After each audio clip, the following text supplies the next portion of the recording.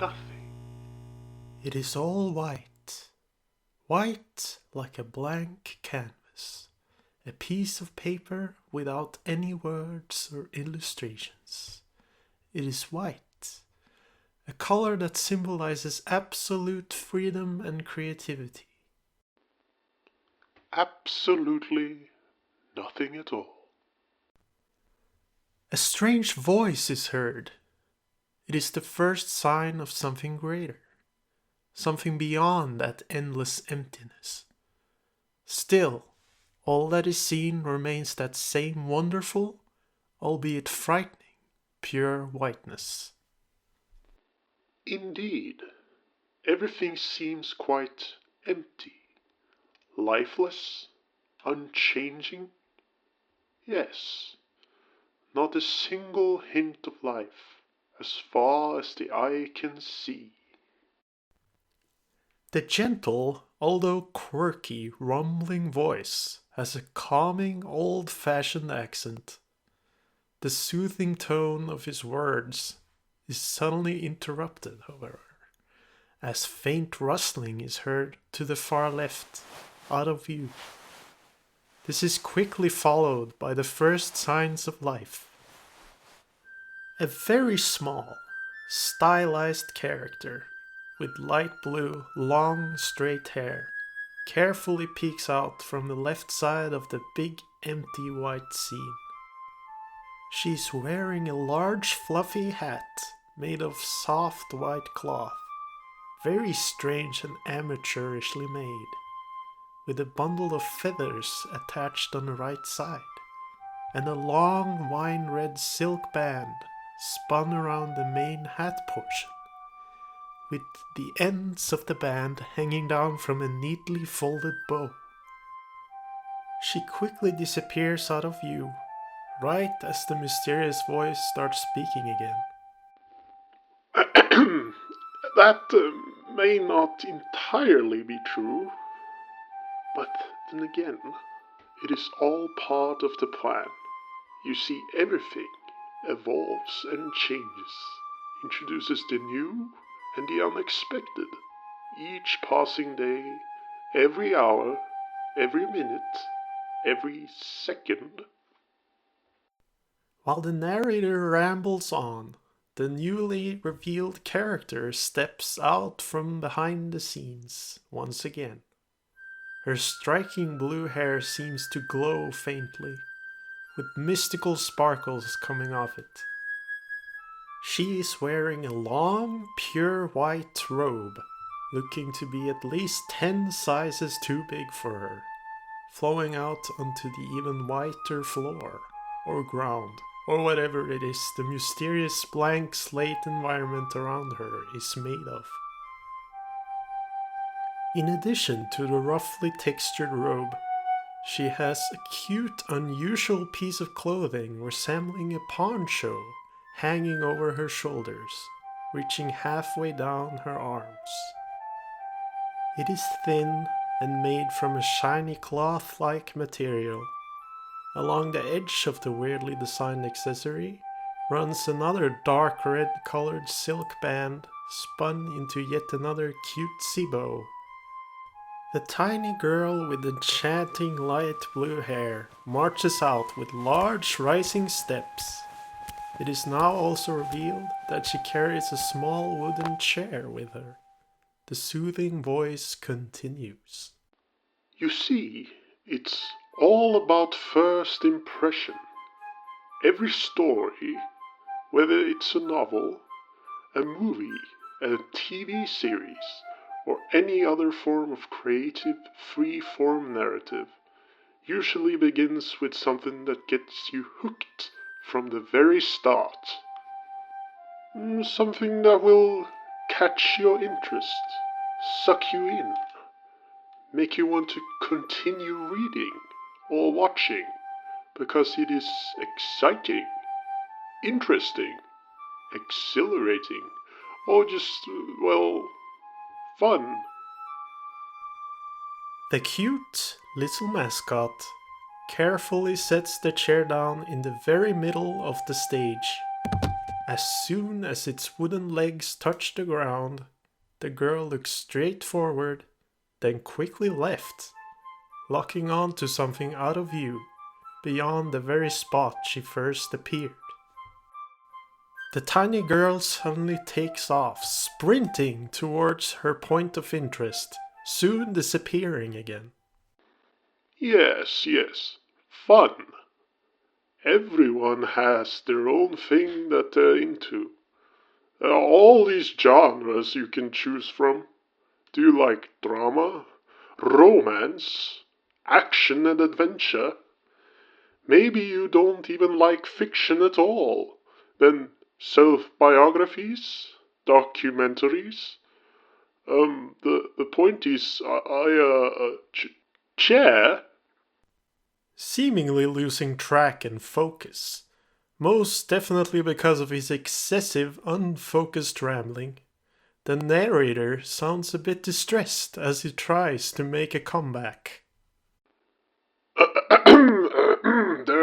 point is, He gets distracted once again, just as a whole bunch of different loud noises ruins the calm, peaceful silence, all coming from somewhere further to the left, out of view.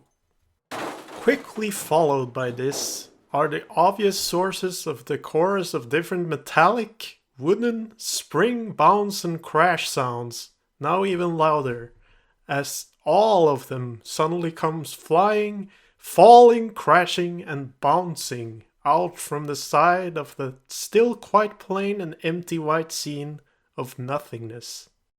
The objects are, in order of appearance, a red rubber ball, a frisbee, a golf club, a glass cabinet, falling over as it slides out, with all the contents inside breaking in the process, a tall porcelain vase, thankfully just rolling out, a globe, a bowling ball, a bunch of swords in all manner of designs loudly hitting the ground in a shower of noise, a few hats of all colors and kinds, flying in all directions, and finally, a huge grandfather clock, effortlessly flying out, though quickly descending again, smashing to the ground with a loud wooden metal crash, with the accompanying ding-dong sound making one final performance.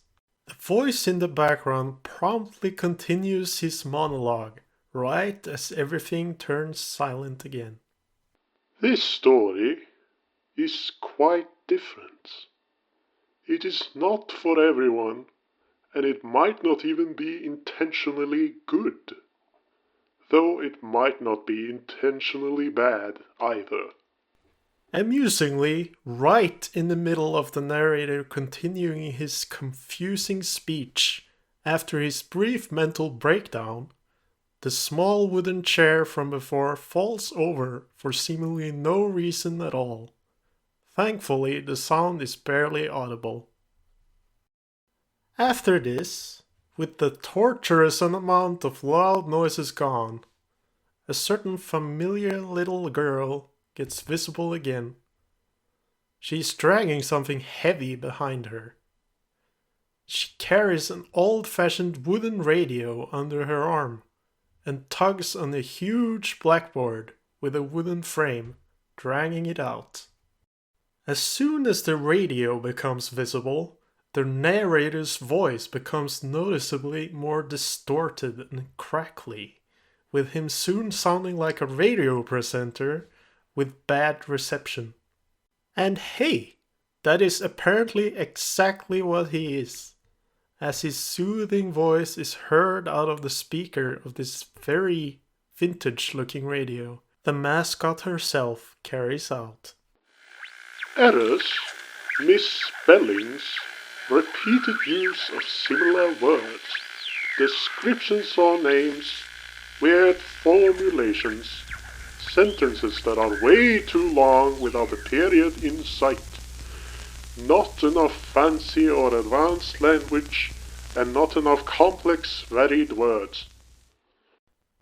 The blue-haired girl lets go of the surprisingly heavy blackboard about halfway towards the middle of the white stage, as she notices the tipped over chair. She leaps over to it and stands on one foot, leaning forward as she raises it back up. Looking at her standing next to the chair reveals just how tiny it really is. Compared to the huge pile of stuff the blue-haired girl somehow managed to throw out, it is barely larger than the red ball lying close by, having rolled out much further than expected. She leaves the radio on the chair as she goofily marches back to the blackboard and grabs onto it again. Now, you might assume this is just blatant self-awareness gone too far, or just a writer that is extremely insecure, desperately trying to avoid as much criticism as possible. The lovely mascot has finally found the right spot for the blackboard, right next to the chair. She literally spins forward and stops in front of it. She proceeds to look straight ahead for a moment, looking confused. And you would probably be correct. The girl looks at the radio, then turns towards the blackboard again and picks up a chalk. But you see, as I've mentioned, this story is different. It is odd, stupid, crazy. It doesn't follow a single rule. There's no point to anything. No focus. No evil. No world-ending conflicts and no tragedies. It might not even be a story at all. More like a story within a story. It can go from one story to the next. What is a story anyway? Alongside the narrator's continued rambling, the blue-haired girl starts to frantically sketch and write a wild explosion of lines, diagrams, numbers, and shapes, with overdone arm gestures covering the entire board, trying to keep up with his monologue. As he loses track once again, she stops for a breather, looking exhausted, almost falling over. Yes, all narratives usually follow a set beat or path. There is a climax, some drama, and even though there are many stories that can be quite self-aware or light-hearted, this one goes a lot further than what might be considered reasonable. The girl wipes away her jumbled mess with a chalkboard eraser lying close by, with the white chalk dust forming a big cloud before it slowly descends to the ground. She sneezes multiple times in rapid succession from the dust, and tries to hold in her last sneeze, covering her nose with her long sleeve. It is no use, as she thrusts her head forward, sneezing spectacularly, with the eraser flying out of her hand, along with the chalk rolling off the board where she left it from the gust of wind she creates. She falls over as the classy narrator continues. Though I suppose it starts off pretty simple. In fact, at first, everything seems rather normal. She gets up, with her hair a bit messy, as she straightens out her hilariously oversized robe. After a quick shake, fixing the hair problem, she turns back to the now once again clean board and picks up a new chalk. That is the real story. Starts off like that. The mascot character has only managed to draw a single long white line on the board before she turns and looks down at the radio again in confusion. You see, this is just an opening to the, opening? Honestly, this is only here to confirm that this story is rather odd.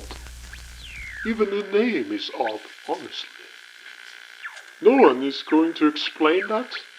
Or eventually it will be explained, I'm sure of it. For now, it all starts without any explanations, for anything. She writes the supposedly odd name on the blackboard next to the random line. And as the narrator continues, she quickly erases the word again with her sleeve and starts to sketch something next to it instead. It is an entire universe out there, but everything starts with a story about... oh yes. The narrator, just about to finally explain some plot details, completely switches topic for seemingly no reason. His girl co-host stops sketching and looks back at the radio once again. This character here, you may have thought she was part of the story, but I'm afraid not. Despite one of the actual characters resembling her quite closely. It is now easier to see what the adorable little girl has drawn on the blackboard. It is a surprisingly detailed sketch of a small spherical robot-looking thing with big, solid, expressive eyes and a lot of glistening particles surrounding its metal body.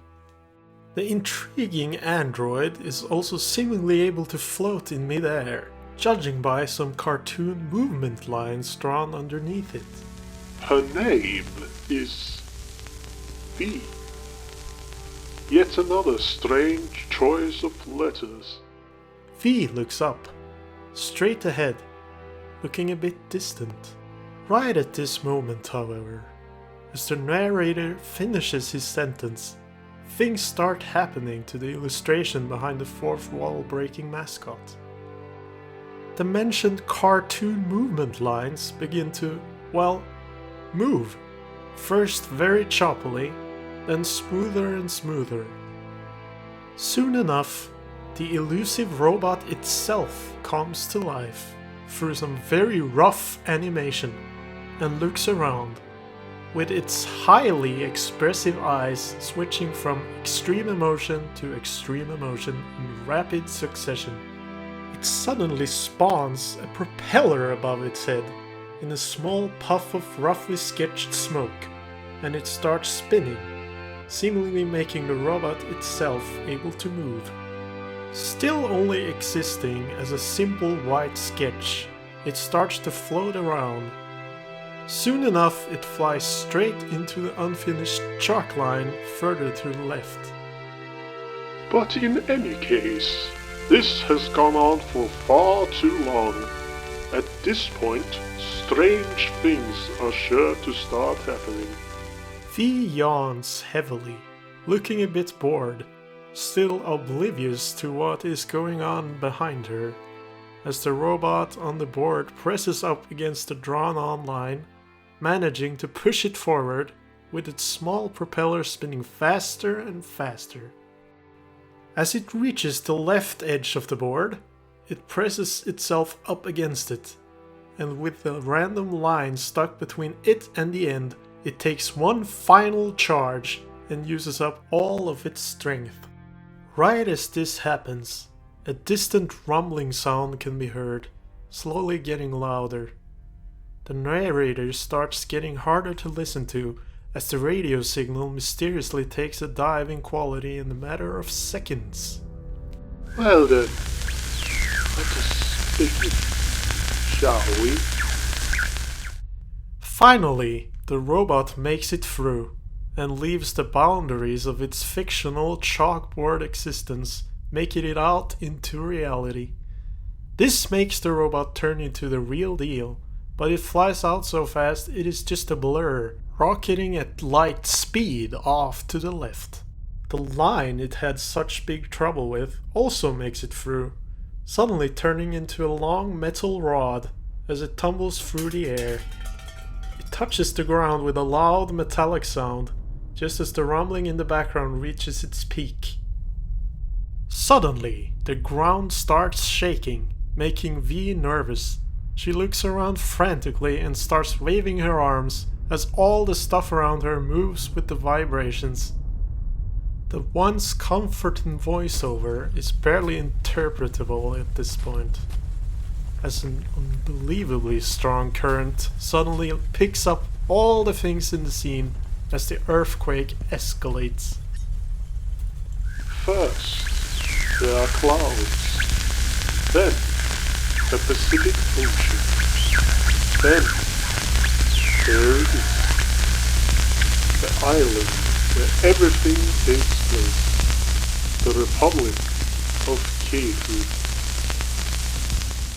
The entire white scene gets torn apart and blows away as tons of glitter and smoke in all colors fill the giant tornado-like wind, with the mascot and all her props circling around. It all looks both graceful and terrifying at the same time, just like the color white. The radio finally gives up, just broadcasting static, with only the narrator's final words remaining. Time.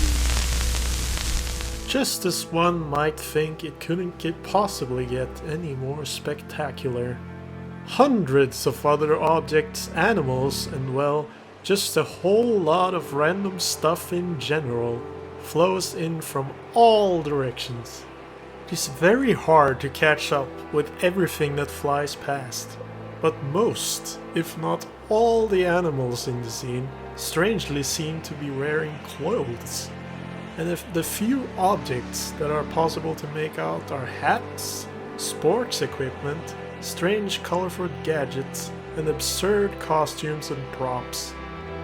More swords, insane, indescribable inventions, a bunch of furniture, casseroles and pans, a fox wearing a patterned scarf, rabbits, guitars, a whole orchestra of instruments, a train stop signal, a curlew bird wearing a fancy top hat, an entire fantasy dragon, a massive red and gold plated robot, a pirate ship, ocean water, horses, knights, ghosts, sea creatures, and an endless amount of other indescribable sights blow past in a sea of smoke, color, glitter, and confetti.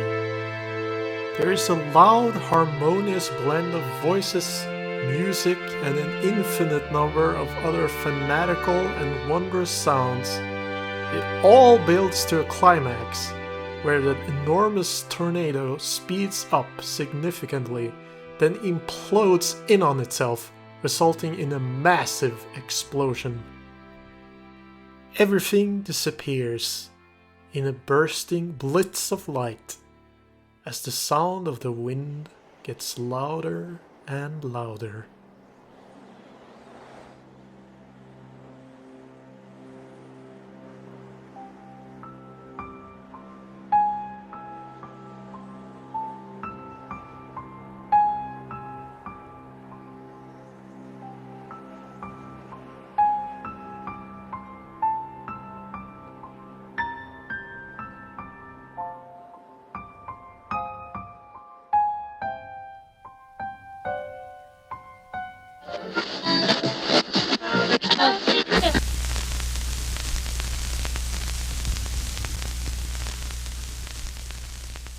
As soon as it appeared, it is all swept away, transforming into nothing but the static of a vintage television screen.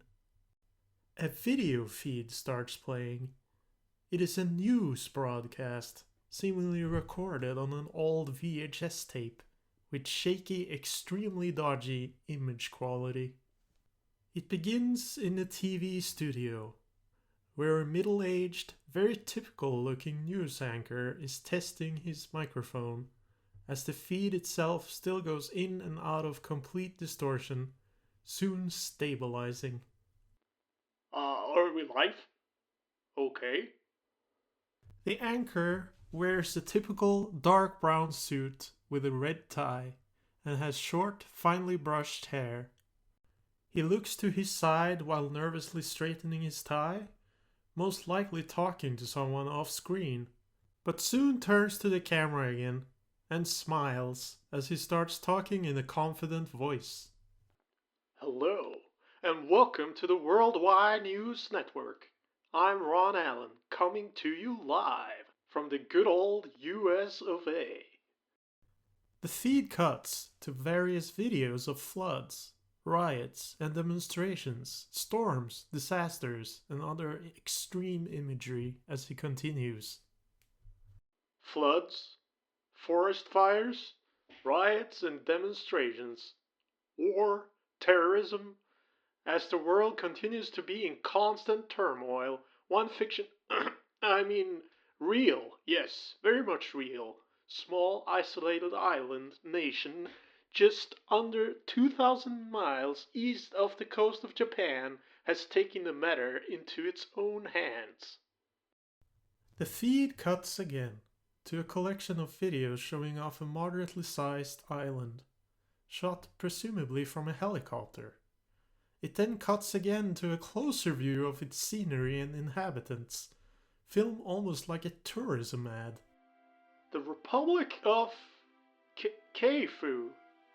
Am I pronouncing that correctly? If I mispronounced it, I apologize. He stops for a moment, with the sound of him nervously rustling some papers around. As the lovely scenic shots continue, he soon starts back up again. It is a very small country with a population of about 2,500 people. The region has a rich natural environment, mainly due to strict environmental policies enforced by the government. All energy is renewable, and the nation is enjoying a great amount of wealth from tourism. It is a surprisingly prosperous nation, enjoying a very high standard of living, and this is despite not being part of any international organizations or alliances, other than a light trade partnership with Japan. It cuts back to the studio, with the anchor looking through a pile of pages before looking up again. Let's see, it has no feasible military outside of a small coast guard. The rules for all traveling in there are severely strict, mainly focused on pollution and the duration of stay. That's presumably to keep the population low. He bundles together the papers and puts them away before adjusting his microphone. Now, we have a reporter at location. The Prime Minister himself has agreed to a brief interview about their strict policies. Over to you, Kate.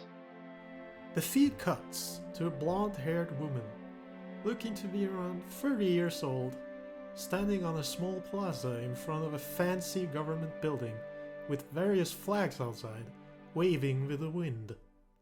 She answers after a brief moment of silence, waiting for the signal to come in. Thank you, Ron. I'm standing outside a small government building here in Kiefu's beautiful capital. One of only 2 population centers on this island. The air is amazingly clean. I've just been inside and spoken to the Prime Minister himself. A 97-year-old man. Amazing.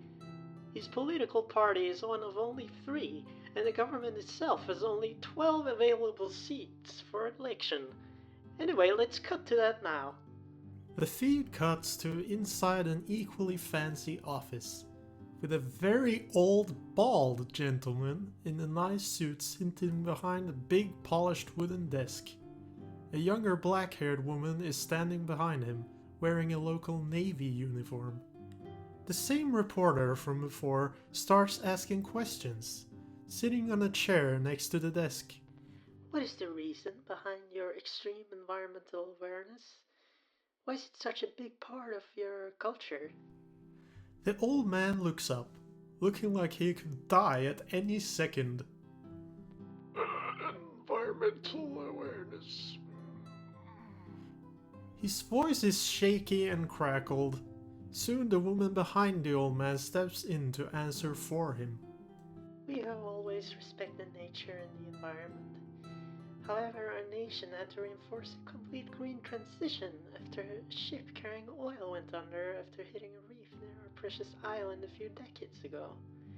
Ever since that day, We have banned all unclean ships from entering our territory and introduced a great number of laws to protect our nature, as voted by the citizens. That's right, that's right. There was this green movement, if I'm not mistaken, after the island's ecosystem nearly got destroyed by the crash. The old man nods. She continues. Moving on. You're not a member of the UN, correct? What is your reason for not being part of it? Or any other global organization? The old Prime Minister looks up, seemingly confused, as he suddenly whispers to his assistant. What was the UN again? The woman leans forward, still with her arms politely behind her back, talking quietly into his ear. The United Nations, sir. Oh, I see. He lights up and coughs as he turns back to the reporter.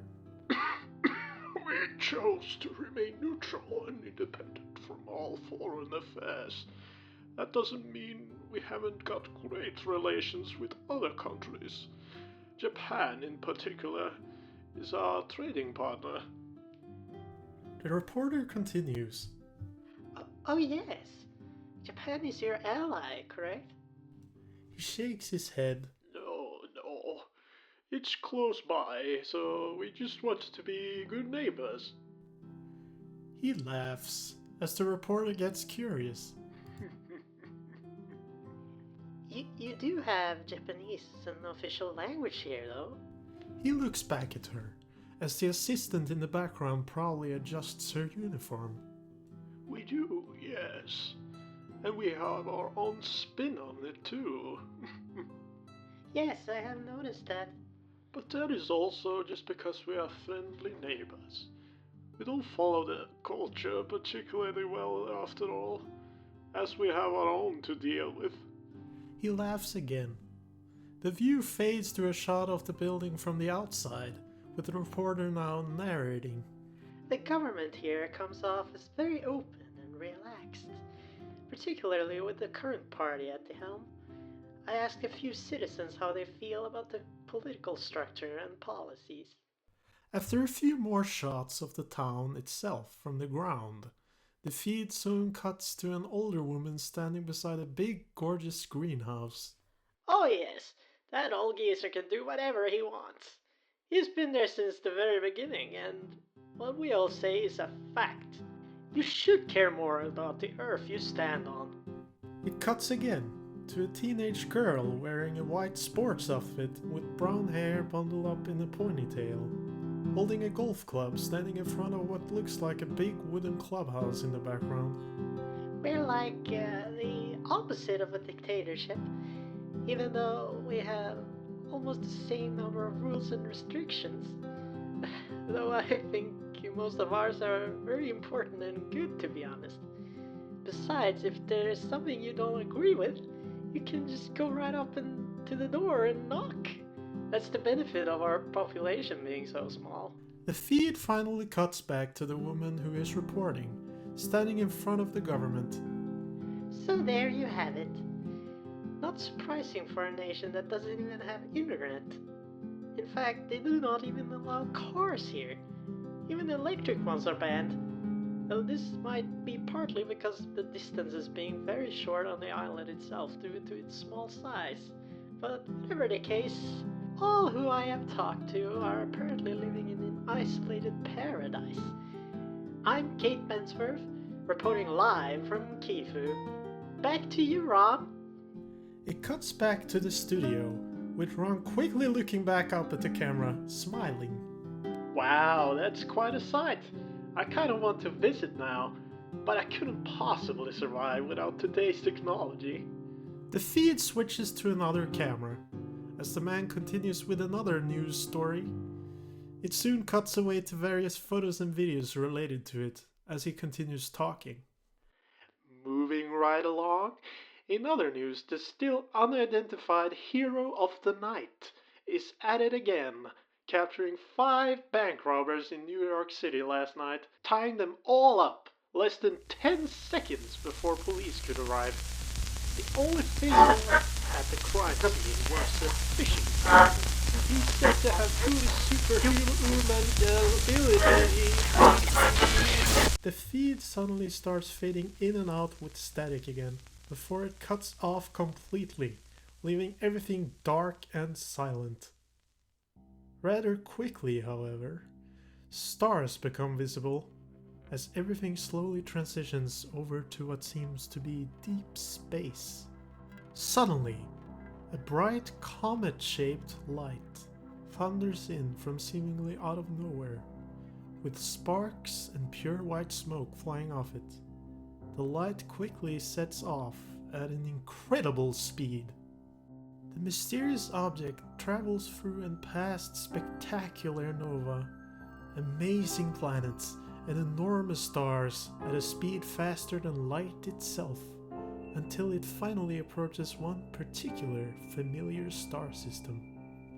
Traveling past Neptune, Uranus, Saturn, and Jupiter, the trail of light seems totally insignificant compared to the amazing size of said planet. Moving closer to the inviting sun herself located further in, the light trail rockets past Mars, soon revealing one familiar blue planet standing out from the rest. As the inviting blue marble is close enough, the light rises high above it, just as the sun in the background lights it up, creating a blue halo, for a truly wondrous scene, looking absolutely jaw-dropping. Soon enough, the light suddenly stops moving and lets Earth's gravity take it, as it slowly starts descending from high above the enormous planet in green and blue.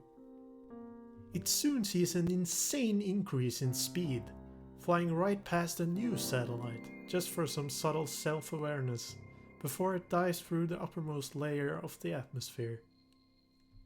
The spectacular light trail bursts through each layer of windy, cloud-filled sky, getting ever closer to the surface, with the white, fluffy clouds swirling out of the way as the fiery red and orange light illuminated from it increases in brightness. The temperature is increasing rapidly.